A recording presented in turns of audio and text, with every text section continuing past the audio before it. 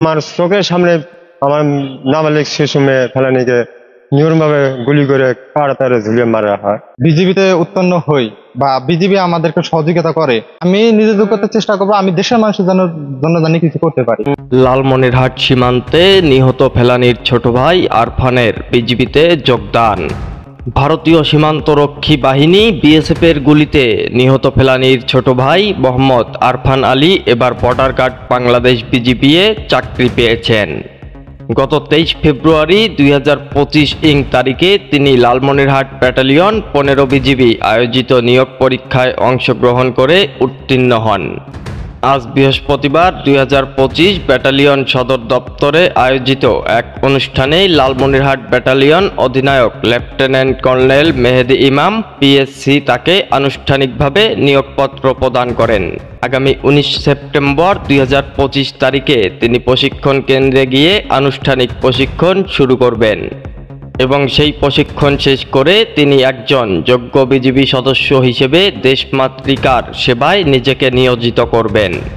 Lalmonirhat battalion 15 BGB এর commanding officer lieutenant colonel মেহেদী ইমাম PSC সাংবাদিকদের বলেন, বিজিবি সর্বদা ফেলানির পরিবারের পাশে রয়েছে। ফেলানির ছোট ভাই অত্র ব্যাটালিয়নে অনুষ্ঠিত বিজিবি নিয়োগে পরীক্ষায় সফলভাবে উত্তীর্ণ হয়ে চাকুরি পেয়েছেন। তিনি আরও বলেন, সীমান্তে ফেলানি হত্যার মতো নৃশংস ঘটনা ভবিষ্যতে যাতে আর না ঘটে সে বিষয়ে বিজিবি সর্বদা সীমান্তে সতর্ক ও সচেষ্ট রয়েছে।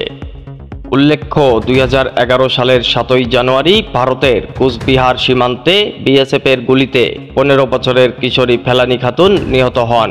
সীমান্ত হত্যার সেই মর্মস্পর্শী দৃশ্য দেশ বিদেশ ব্যাপক আলোড়ন সৃষ্টি করে। নিহত ফেলানির পরিবার দীর্ঘদিন ধরে ন্যায় বিচারের দাবিতে লড়াই এখনো চালিয়ে যাচ্ছে। আমার বোনের বিচার যে ওইটা আমরা সুস্থভাবে এখন পাই নাই। এই দেশের মানুষ যেহেতু আমাদের পাশে দাঁড়াইছে, আমি প্রতিজ্ঞা করছি যে আমি যখন এই নিজের যোগ্যতায় বিজিবিতে উৎপন্ন হই বা বিজিবি আমাদেরকে সহযোগিতা করে এবং আমি নিজের যোগ্যতার চেষ্টা করবো, আমি দেশের মানুষের জন্য জানি কিছু করতে পারি। বিএসএফ নির্মমভাবে হত্যা করে আমার ফেলানির সঙ্গে ছিলাম আমি।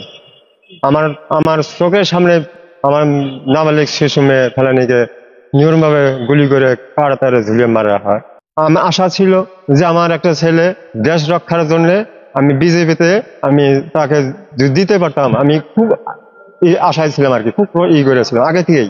9 জানুয়ারি 2011 তারিখে কিশোরী মোহাম্মদ ফেলানি যে হৃদয় বিদারক ও অমানবিক ঘটনার শিকার হয়েছিলেন তা আজও আমাদের হৃদয়কে বিদীর্ণ করে। আমরা গর্বিত যে ফেলানির ভাই মোহাম্মদ আরফান হোসেন নিজস্ব যোগ্যতায় বিজিবির 104তম ব্যাচে সিপাহী পদে যোগ দিয়ে তার পরিবারের জন্য নতুন আশার দ্বার তুলে দিয়েছেন। অতীতে যেমন ফেলানির পরিবারের পাশে বিজিবি ছিল, তেমনি ভবিষ্যতেও আমরা তাদের যে কোনো ন্যায্য দাবিতে পাশে থাকবো ইনশাআল্লাহ। এআই রাজীব, খবর লালমনিরহাট।